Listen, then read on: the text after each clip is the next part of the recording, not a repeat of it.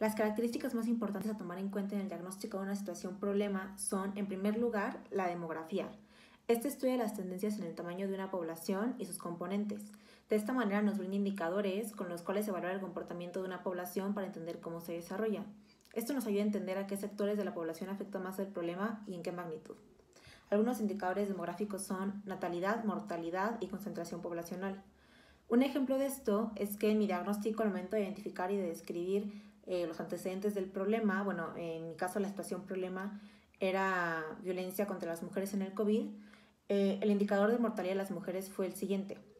Cifras del Secretariado Ejecutivo del Sistema Nacional revelaron que en 2019 murieron en promedio 10.2 mujeres diariamente, lo cual representa un aumento de 4.32% en comparación con 2018. Este indicador nos es de ayuda al momento de estudiar una situación problema, pues entra el análisis de por qué ha aumentado la mortalidad en las mujeres.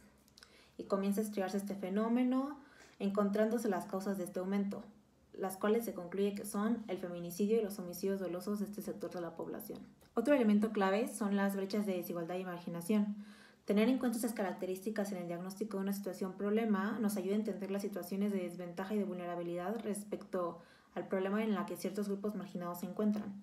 Algunas desigualdades pueden ser en oportunidades de acceso a la educación, en disparidades de ingresos y en condiciones en los mercados laborales. Por ejemplo, en mi diagnóstico, al momento de analizar la situación-problema de la violencia contra las mujeres, encontré que éstas se encuentran en situación de desventaja en ámbitos como el acceso a la educación y la inserción en el mercado laboral, factores que las exponen a vivir en situaciones de violencia.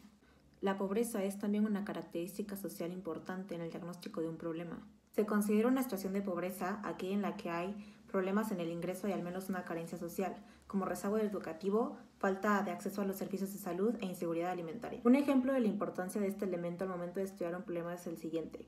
Según el director del Departamento de Emergencias Sanitarias de la OMS, la brecha en el acceso a los servicios de salud respecto a las personas en situación de pobreza se ve reflejada en la mortalidad de la enfermedad, la cual es hasta 5 veces mayor en las personas de bajo nivel socioeconómico. Al estudiar la situación problema del COVID o de la violencia contra las mujeres en el contexto del COVID, tener en cuenta la pobreza nos ayuda a entender que este factor expone de manera desproporcional a una parte de la población más que a otra al problema. La pobreza, por las implicaciones de carencia social que tiene, representa un factor sustancial a considerar en el diagnóstico de cualquier situación problema que se analice, pues representa un factor de desventaja y de vulnerabilidad. De esta manera, las características sociales que yo considero más importantes a tomar en cuenta en el diagnóstico de un problema son la demografía, las brechas de desigualdad y marginación, así como la pobreza.